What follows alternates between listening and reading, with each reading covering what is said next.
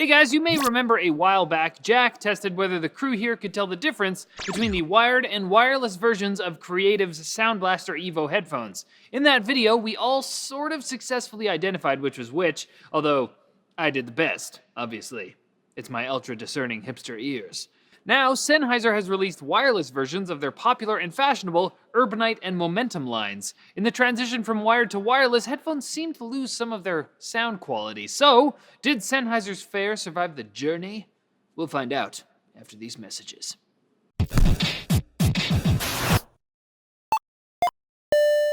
Play MOBAs in silence with 0 decibel fan technology in the Strix GTX 960 by ASUS. So here we have the Urbanite XL Wireless. It's a refresh of the Urbanite model that came out last year, this being the XL version, so it has over-ear or circumaural ear cups, which I prefer rather than the on-ear design. The Urbanite is meant to compete with the abundance of street-style headphones made by certain famous recording artists. It has the same clean overall design as the original with those same very comfortable plush ear cups and awesome aluminum sliders. It's pretty much a perfect slider design in my opinion. The way the cord goes into the ear cups when you move it is just sublime. But now the exterior of that slider is a touchpad that you can use to pause, play, skip tracks, fast forward, and even answer and reject calls. You can also do those things using the module on the detachable cable, which locks into place nicely. Now, other than the touchpad, the biggest new addition is wireless capability, obviously, via Bluetooth 4.0 and NFC touchpoint for easy connection. Battery life is apparently up to 25 hours operating time and 15 days on standby, so you shouldn't have to worry about charging that often via the micro USB port on the bottom.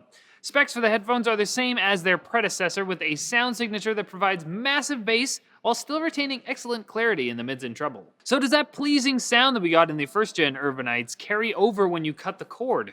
I've got to say, if I noticed a difference, it was minuscule. Some wireless gaming headsets I've tried seem to become tinny or muffled when you use them without a cord, and as I've understood it, you're sacrificing that quality of wired headphones to have the luxury of free movement with wireless ones.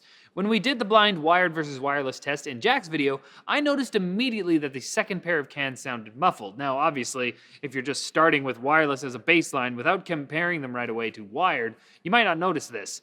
Ignorance is bliss, right? But some people, me included, want that drop in quality to be as small as possible. I switched directly between using the Urbanite XL in wired mode, wireless mode, as well as comparing it to the first-gen Urbanite XL, which Jack had, thankfully. And while I can say there was a difference, I mean, physics is a thing, after all, I was actively searching for it instead of it popping out to me immediately. The sound was just a bit more tinny, the bass response was still okay, but the overall sound just tightened up a bit.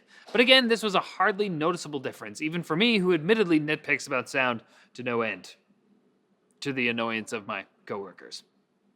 Now here we have the Momentum Wireless, the third iteration in the Momentum line, that has a more high-fashion, timeless aesthetic with real leather on the ear cups and headband, and stainless steel sliders. The over-ear cups provide good sound isolation already, but Sennheiser also added active noise cancellation this time, so you're extra protected in places with loud ambient noise like airplanes. They also seem to have thought of that by including an airplane headphone adapter. When I had them on my head for a while and then took them off, I was surprised at the amount of background noise that I forgot was there because it was straight up gone when I had the headphones on. Very impressive. Like the Urbanite, this headset has Bluetooth 4.0 and NFC as well, but the Momentum also has the mic and volume control built right into the ear cup, so no fiddling around with cords. Battery life is estimated at 22 hours playback time, again, pretty solid. Specs for the Momentum Wireless are very similar to the second-gen version, although with a higher impedance thanks to the active noise cancellation. It requires a little more power. Its sound signature has more trebles and mids than the Urbanite, but it also still has a pretty powerful bass, which is helped even more by the active noise cancellation. Keeping outside noises separate really improves the overall clarity. Going from using the cord to wireless mode, it's the same story as the Urbanites. Any difference is extremely small, and after trying other wireless headphones, I was pleasantly surprised. But should I be? These are Sennheisers we're talking about, the company whose super German name lets you know they're serious about quality.